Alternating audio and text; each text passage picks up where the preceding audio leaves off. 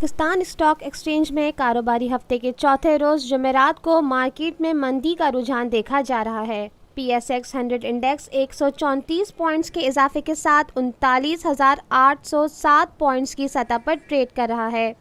آج صبح سے ہی مارکیٹ میں تیزی دیکھی جا رہی ہے۔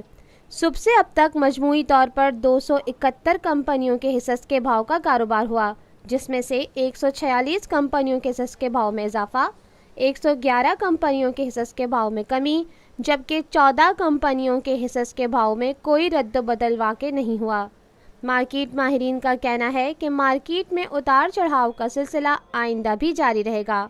Lotus Lake Towers, a groundbreaking endeavor by Lotus Properties.